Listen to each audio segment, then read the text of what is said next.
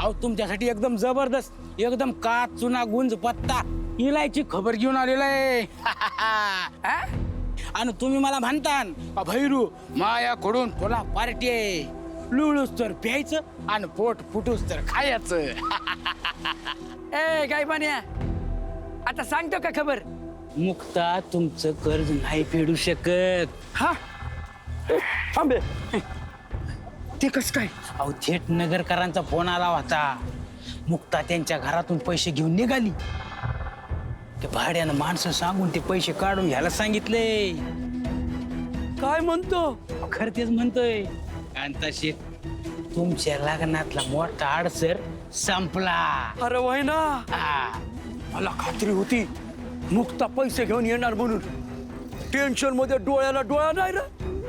आता टेन्शन गेलं पार. माव बोलणं मोठं होऊ द्या साठ लोट. आता तू म्हणतील तसंच होणार. हा?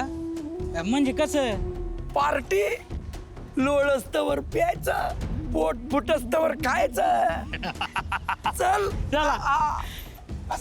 ए कुठे? ते लोळस्तोवर प्यायचं, पोट फुटस्तोवर पार्टी करायचं. मागून धावत ये. उतर तू बस माग. नको इलायची खबर आहे.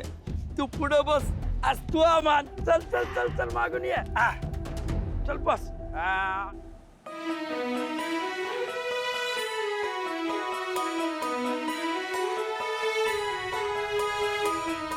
तुळशी विवाहानंतर लग्नाचे मुहूर्त सुरू होतात.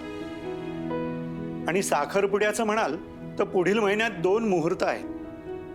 पुढील महिन्यात 3ऱ्या रविवारी उत्तम मुहूर्त आहे.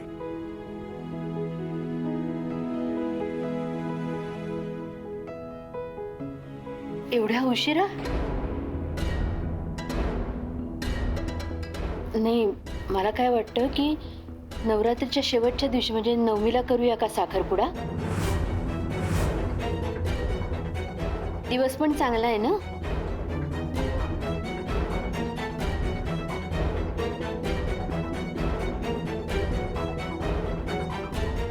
नाही, माफ करा तुमच्या परवानगीशिवाय बोलतेय, पण मला वाटतं की लग्नाला वेळ घेऊया, पण साखरपुडा मात्र लवकरात लवकर करूया.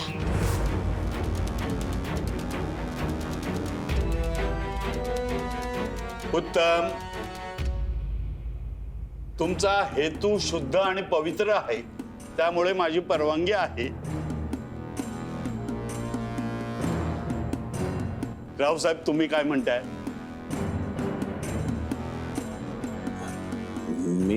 मी असं हे बघा, आता मुलीच्या बापानी होकार दिलेला आहे, त्यामुळे तुम्ही किंतु परंतु करू नका.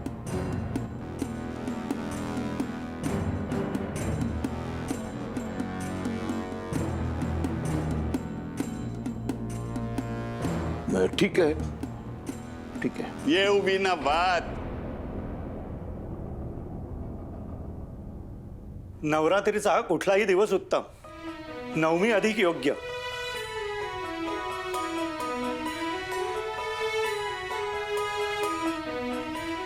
चला ठरलं तर मग. म्हणजे येत्या 9मीला आर्या आणि सारंग दोघे एकमेकांना मिस कॉल देणार. Miss call? अगं रिंग रिंग.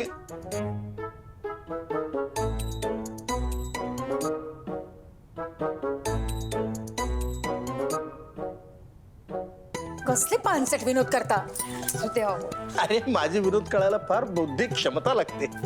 पण आम्हाला आवडला बरं का भाऊसाहेब. मुक्ता पेढे आण ग. थांब, माझ्याकडे दे. सारंग आणि आर्याचा साखरपुडा 9मीला ठरला.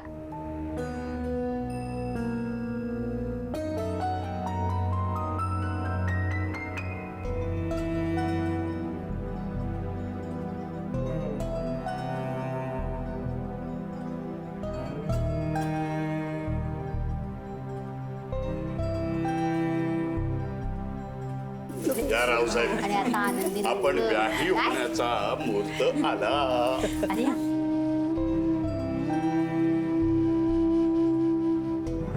अरे प्रत्यक्ष देवीनंच तुझ्या परडीत मुक्ताचं दान टाकलंय, ते ध्यानात ठेव. आणि हो मोरा, घाबरू नगस. असं कसं करू शकतात यार ते? 4 दिवसांनी लगेच साखरपुडा. आईला कसली घाई झाली कळत नाहीये. ते लग्न माझं आहे, पण मला काय वाटतंय हे कोणीच मला विचारत नाहीये. ए पप्या, अरे तू काहीतरी बोल ना. मी जर बोललो ना तर फक्त आर्या वहिनी एवढंच बोलल. पण नाही यार.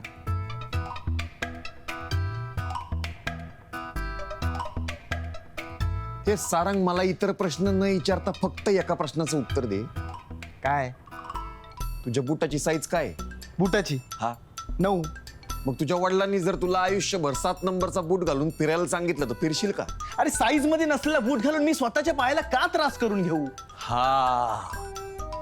अरे बाबा, मग जिच्यावर तुझं प्रेमच नाहीये तिच्या बरोबर आयुष्य घालवायला लागल्यावरचा मनाला होणारा त्रास काय लेवलचा असेल?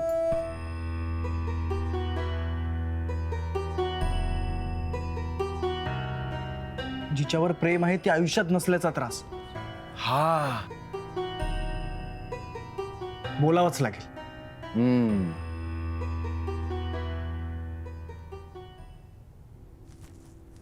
मुक्ता, जी मोठी आई.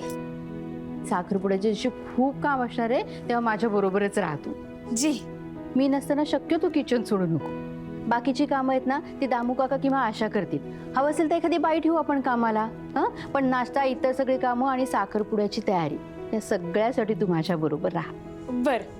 अहो, आनंदाने करीन मोठी आई. तुम्ही जेव्हा मला असं हक्कानं काम सांगता ना, मला माझी आई सांगते असंच वाटतं. ज्यांच्यासाठी मनापासून करावं वाटतं ना, अशी खूप कमी माणसं आहेत जगात. आणि तुमच्यासाठी मला लय काय करावं वाटतं. का ग? माझ्यासाठी काय एवढं करावं असं वाटतंय तुला? तुमची माणुसकी, सगळ्यांच्या चुका पोटात घालून जीव लावण्याचा तुमचा हा स्वभाव, आजी अजूनही या घरात राहिले ते तुम्ही दिलेल्या मानामुळं आणि प्रेमामुळं. सगळ्यांचा विरोध असताना या घराण्याचे दागिने तुम्ही त्यांच्याकडे ठेवायला दिले. खरं तर किती छोटी गोष्ट आहे ही. पण आजींना आपल्याला या घरात किंमत आहे ह्याची जाणीव होत असेल. मनाने किती चांगली आहे ही मुलगी. मी मुद्दाम तिच्यावर अशी बंधनं लादायला नको, पण काय करू, माझ्याकडे पर्यायच नाहीये. ती कितीही चांगली असली तरी या घरची सून नाही होऊ शकत. एवढ्या वेगळ्या स्वभावाची माणसं आणि बस बस, आणखीन कौतुक नको, ते तर फुगून जाईन मी. ही आनंदाची बातमी सासूबाईंना सांगूया. हो. चल, आपण ते राहू दे, नंतर कर आल्या. चल चल. चालेल. ये गा मुक्ता. हो, आले आले.